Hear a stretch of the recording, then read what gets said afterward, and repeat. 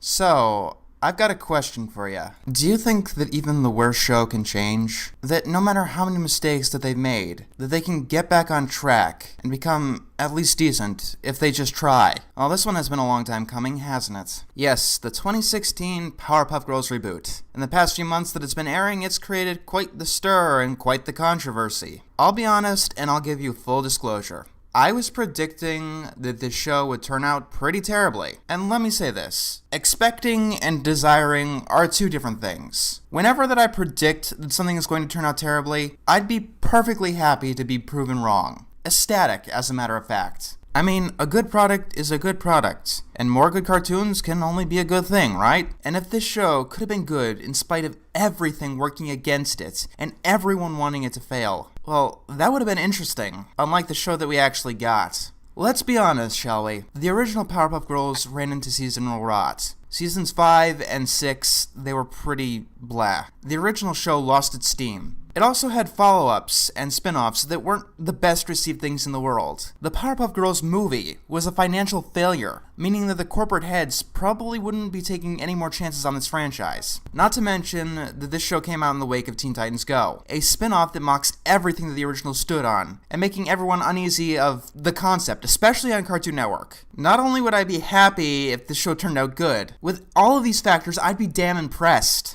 However, I'm gonna give credit where it's due, and I'm probably gonna get some flack for saying this, but this show isn't the worst thing ever. And I still find Teen Titans Go to be a worse show and a worse spin-off. Although that's mostly because Teen Titans Go goes out of its way to specifically tick people off, so that it can stay relevant for a little longer. With this show, however, I had a hard time with finding a specific episode to review. A large chunk of the first few episodes, they border on okay. A lot of the problem is small problems that don't really condemn a single episode. And there's a lot of meta problems around the show rather than in the show. For instance, I had a lot of problems with Bye Bye Bellum. Let's get rid of a character for completely stupid reasons. And speaking of that, Miss Keene. Showrunners, I don't think you seem to know this, but most women, most human females, when they hit puberty, they get these things, they're called breasts. I understand that you might not know this, considering that the vast majority of the female population has them in some form. And, you know, the species, actually no, the entire mammalia class of animals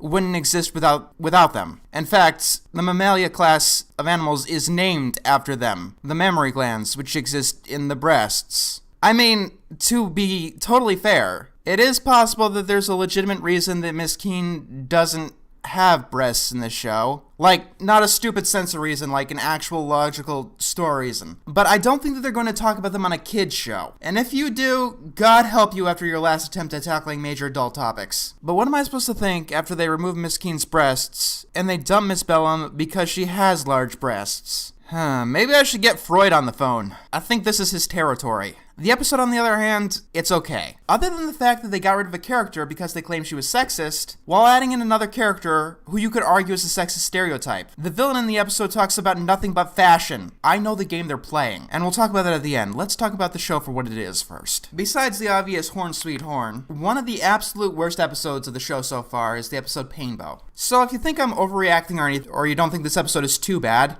you'll probably like the show. Check it out. However, being fair cuts both ways. I have to say this. Teen Titans Go did start out at this general level of okay quality. They had about half a season of okay episodes that weren't too bad or offensive. And then they went downhill majorly. But that being said, several other shows that I really, really love also started out mediocre bland. The first couple of episodes of Loud House, they weren't too particularly good, for instance. Powerpuff Girls could get better or it could get worse. But whether or not they want to continue down this road that they're traveling on now, that's their choice and their choice alone. So, in this version of the show, the Powerpuff Girls have been moved to grade school. Miss Keene has been moved there too for some reason. And you know, I'm not too bothered with this. In principle, the girls going to an actual grade school helps the show relate better to their target audience. And there is much more room for stories in an elementary or middle school rather than a kindergarten. However, remember what I said about cohesion? This show has none between episodes. If you want to have the girls in a grade school, you cannot have episodes like Little Octi Lost, where Bubbles brings her stuffed animal to school and thinks they could actually catch a softball. In elementary school, she's at an age where she's getting to be too old for that. Especially if the rest of her peers would start picking on her for hanging on to childish behavior behavior. You know, considering getting bullied for looking like a baby was the first thing that happened to her when she actually came to school. In Horn Sweet Horn, Bubbles gets fun of for believing unicorns exist, but she doesn't get fun of for having a stuffed animal throw a sports game. You see where I'm going with this, right?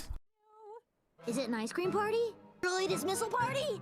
UFO party? Okay, I know that everyone talks about the voice acting, and for the most part, I don't mind it. It takes some getting used to for most of them, but there are two voices I just can't, I literally just can't even. They're Princesses and Buttercups. Since Princess isn't even here, let's talk about Buttercups. What about the grammar lesson? I thought it was, really important or whatever. Huh. Have you seen Bubbles? Yeah, we're unhappy. Oh. The voice actress is trying too hard to sound like a boy. You know how adult female voice actresses play male children, right? This voice should be used for that. It gets really distracting, and it makes it seem like Buttercup is being a poser and faking her tomboyishness, overcompensating because she's insecure about it. And that's not her character at all as portrayed by the writing. Also, Buttercup acts like an asshole in this version of the show. Back in the original, yeah, Buttercup could be defiant, but outright mocking her elders isn't something that she really did. I get it, I really do. They want to change up the personalities a little, make the girls individuals, which is why none of them are in the same class, for instance. But being an asshole for a main character trait, this is usually reserved for those totally radical shows that try to show off that their hip and edgy main character is a total rebel. You know, like Otto from Rocket Power. To the extreme! My name is Sansa Syntax. Who can tell me a little bit about the magic of dangling participles? What into the realm of conjunctions?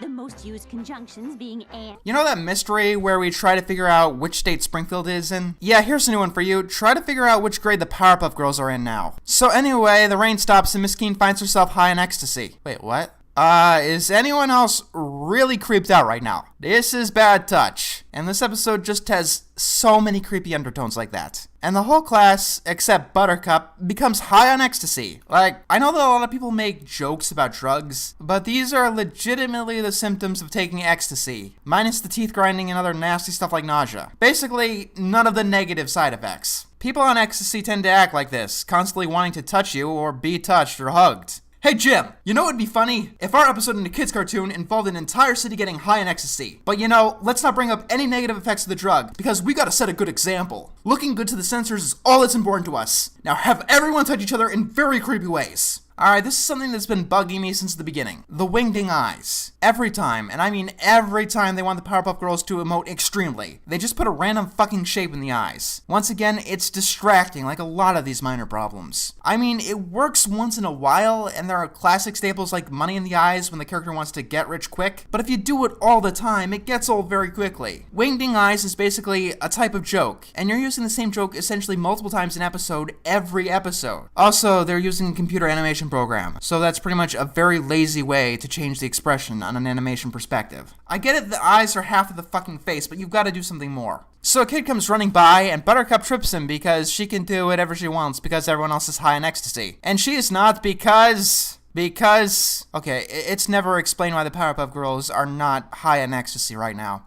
So the town does devolve into anarchy, and Bubbles is in the middle of... something.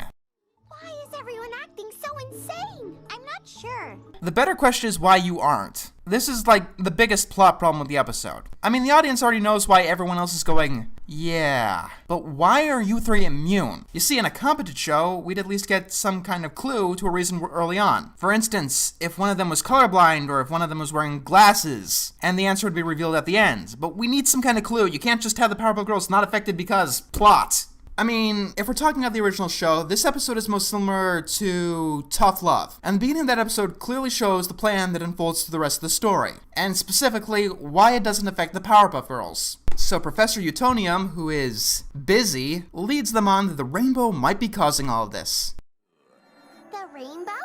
That's why everyone's acting so tweaked? Oh. See, we use slang. See, we're cool like you. Please think we're cool. After we pissed everyone else off, it's all we've got left. So the girls fly up into Uncle Grandpa's barf. Hey look, it's Panda from We Bare Bears. And he's high on ecstasy too. Okay, so let's see. We've got main character designs from the original show. We've got background characters from Clarence. We've got environments from Uncle Grandpa. And now we got a villain from We Bare Bears. Is there anything in this episode that the people working on this show actually designed for this show? You know, I could paste a bunch of random assets from random shows into Flash too.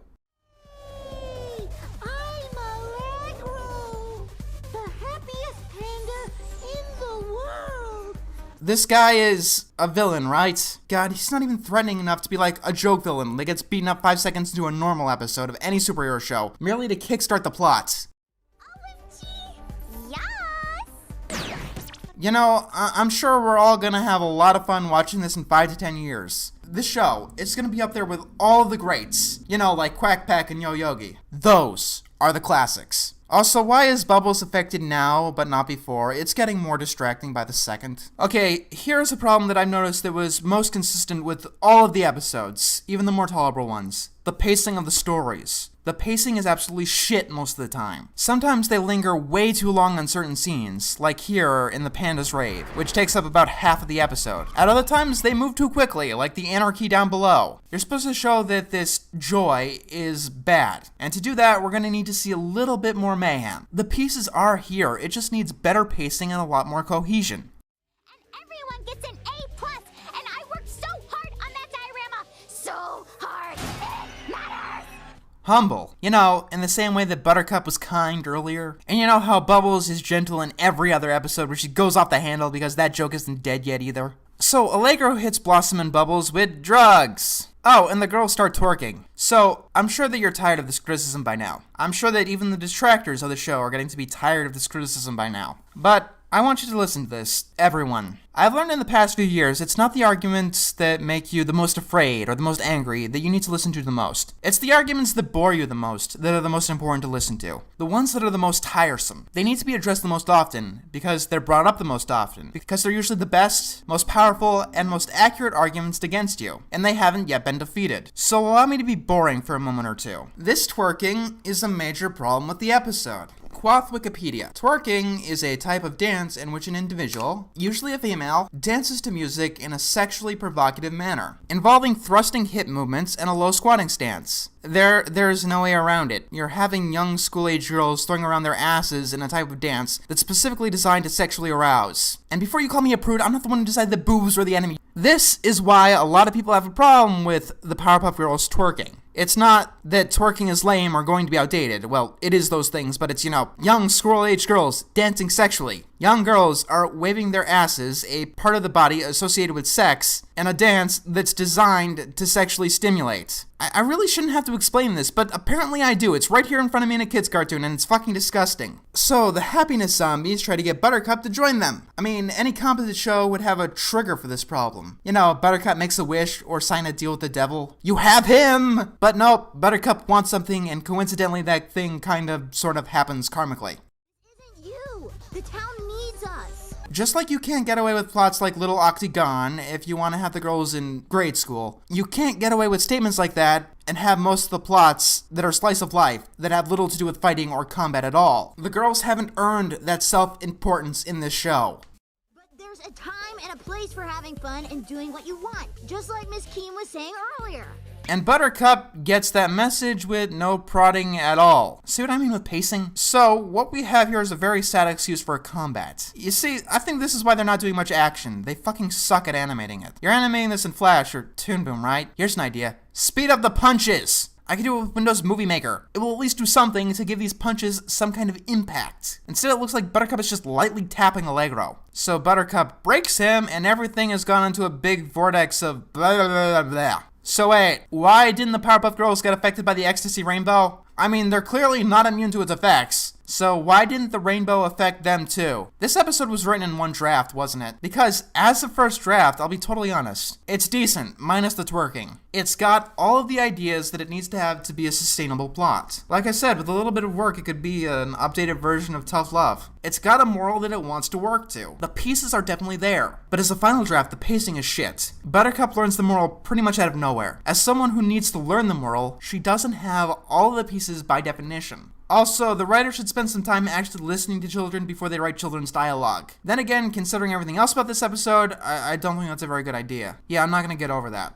Honestly, most of my rage of the show has very little to do with the actual episodes. It has everything to do with what's behind the show. You know, like the executive producers. You know, the ones who said that Horn Sweet Horn was a metaphor for being trans, even though the writer never had that intention, and that portrayal turned out to be majorly offensive. You know, the show that's on the network who canceled Tower Prep because it was getting a sizable female audience, and they didn't want to sell toys to them. And yet this show solely exists for that very reason. I guess you've changed your mind, and this is the pandering shit you think the girls want, or even worse, what they deserve. You get rid of every instance of breasts on this show, and let me guess, you also think that slut-shaming is wrong, right? You got rid of a character solely because of her body, and nothing about her actual character, because you claimed that her character was sexist. I mean, a strong female character who is very articulate, while she also happened to be sexual. Those people can't possibly exist in your world, can they? For the love of God, her name was Cerebellum, a pun on her brain power. You're not really trying to be progressive, pro-equality, or any of that, are you? You're just tapping the line, pretending to agree with people's sentimentalities and values in an attempt to get them to shut up and watch. Buy the merchandise, right? I hate people like that. In the same episode You Can Miss Bellum, you introduce a villain who is obsessed with shopping and fashion, and that amounts to her entire character. You get rid of Miss Keene's breasts because anything remotely sexual is wrong, even though kids can probably tell that their mother has breasts, and that can only lead to questions about them that the parents definitely don't want to answer. And despite being so puritanical, you could be in denial of sexuality as a concept, you also have school-age girls doing one of the most sexual dances of the decade. And do we even have to count how many times you've turned the girls into damsels in distresses? For the love of God, in at least 2 episodes, you've had them be saved by the mayor, who, even in this version of the show, is usually portrayed as useless. Speaking of that, isn't the idiot male paired with the competent woman also getting to be an outdated role? Ew. Men. You wouldn't want to send any bad messages now, would you? Oh no, it was you who said that Manboy was a perfect kind of villain for you. An old-thinking type of male character set in the modern world. If they make an episode worse than this, it's probably going to star Manboy. Role model type shows can work, like Kim Possible. But when they fail, they tend to do it in one of 2 ways. Number 1, they set up a standard just as bad as one that they claim to fight against. You know, the less sexual a character is, the more respectable they are, right? And the other way is obviously reverse discrimination. You know, an episode or a show about equality is saying that ends up saying that girls are better than boys or whatever, instead of the genders are equal. Congratulations, Powerpuff 2016, you're failing in both of those ways. You specifically said that you got rid of Miss Bellum because her character didn't send the message that you wanted to send. Well, tell me, what is the message you want to send? You know what, I was wrong before. This show is impressive. And not to mention that everything else you've done with this mess. You don't even ask certain voice actors to reprise the roles, gleefully getting new ones behind their backs, while at the same time you get other voice actors without any hesitation whatsoever. Let me guess, Tara Strong cost too much money for the shoestring budget of this show that, according to you, had overwhelming demand, even though the movie flopped. Even though people wanted the original's cancellation towards the end. Even though people have been increasingly critical of every new rendition of the show. No, this isn't a quick cash grab at all. Soulless doesn't even begin to describe it. The movie flopped so bad that it took you 10 years to consider making another theatrical one with Adventure Time. And yet there's overwhelming demand to this franchise. Okay? And you know all of the other mistakes. Just watch the Nostalgia Critics Lorax review. It's all the same ones. By making the references more modern, you make the show more dated. I know I keep doing this, but compared to the original, kids are always going to use their imagination and play with their toys in their rooms. In 10 years, kids are not going to talk like this, because their parents will, and the kids will be too embarrassed to have anything to do with their parents. By giving the show, quote-unquote, more freedom and removing the rules, you force it to lack cohesion. By adding more villains, you remove the possibility of them being memorable characters. A good villain is one that is a character before they are a villain. Even in a superhero show like this one, Mojo Jojo, him, Princess, they were all characters in their own right. I said I wouldn't rage, but I'm sorry. I'm tired of network hacks doing things like this. What I suggest the most is that the show gets its priorities in order. Know what it wants to do, and make sure it's trying to do the right thing. None of this, and none of this.